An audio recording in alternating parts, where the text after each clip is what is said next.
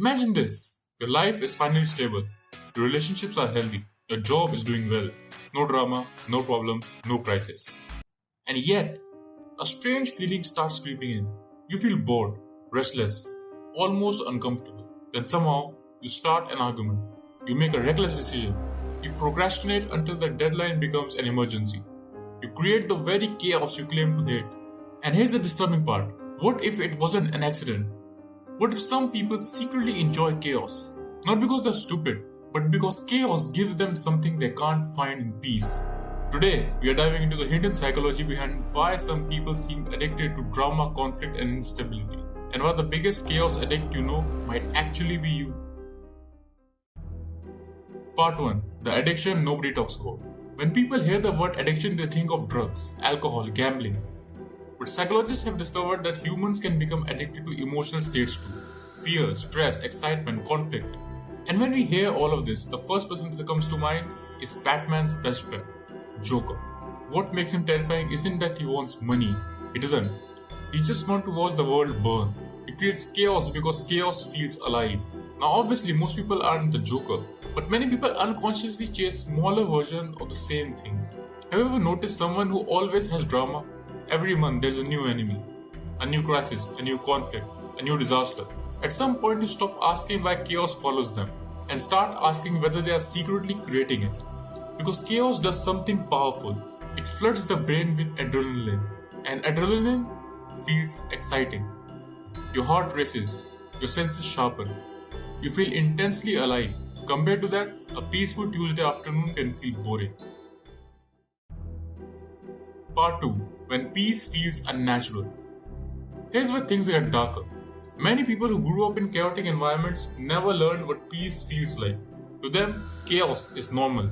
Anakin Skywalker, aka Darth Vader, from childhood his life was filled with conflict, danger, war, and constant pressure. Even when moments of peace appeared, he struggled to trust them. He became obsessed with preventing future disasters, creating problems before they even existed.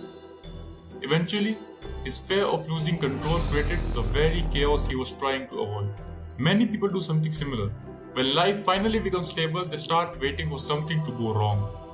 And if something goes wrong, they create problems themselves. Psychologists call this repetition compulsion. People unconsciously recreate situations that resemble their past. Someone raised around constant arguments may feel strangely uncomfortable in a calm relationship. Someone raised in financial instability may make reckless decisions when life becomes secure.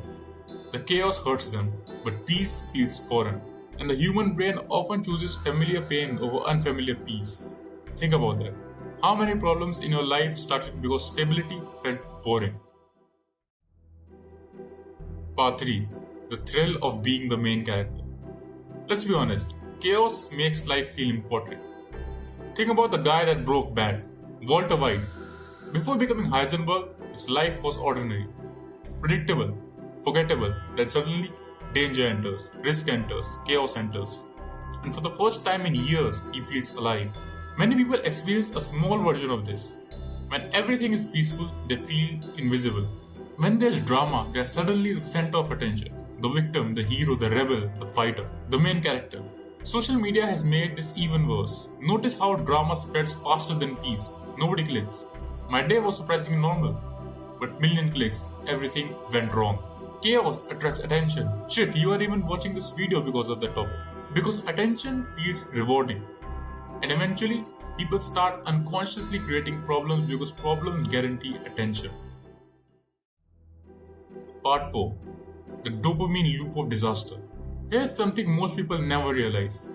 The brain often rewards chaos. Think about our favorite Peaky Blinder, Tommy Shelby. Every time life becomes calm, he immediately searches for another battle, another enemy, another impossible challenge because peace feels empty, conflict gives purpose. The same thing happens in real life. When you are facing a crisis, your brain is fully engaged. Every decision matters, every moment feels meaningful. Then the crisis ends, and suddenly life feels quiet. Almost too quiet. Many people mistake this calmness for boredom. So they seek another crisis, another challenge, another conflict, another dramatic situation. And the cycle repeats. Chaos becomes a source of dopamine. Not because it's enjoyable, but because it makes life feel intense. Part 5. The social side of chaos. Chaos doesn't just affect individuals, it affects groups too. The Queen of the Seven Kingdoms, Cersei Lannister. She constantly creates conflict because conflict keeps people focused on her. This happens everywhere. Friend groups, workplaces, families. There's often one person who seems unable to let peace exist. If everyone is getting along, they introduce gossip. If things are calm, they create tension. If a conflict ends, they start another. Because chaos creates influence. The person controlling the drama often controls the room. That's why gossip spreads. That's why outrage spreads. That's why controversy spreads. Chaos attracts human attention like a magnet. And some people learn how to use that power. As Littlefinger said, chaos isn't a pit. Chaos is a ladder. Here's the truth nobody wants to hear. Chaos is exciting, peace is not. At least not at first. Chaos gives immediate stimulation. Peace requires patience. Chaos creates emotional highs. Peace creates stability. Chaos feels like a movie. Peace feels like real life. Think about the characters who ultimately win. Not the loudest, not the most dramatic, not the most chaotic. The strongest people eventually learn something powerful. They stop confusing excitement with fulfillment. Because a life full of chaos may feel intense, but intensity isn't happiness. So here's the question. If chaos suddenly disappeared from your life tomorrow, would you feel relieved? Or would part of you secretly miss it? Because the answer might reveal more about you than you'd like to admit.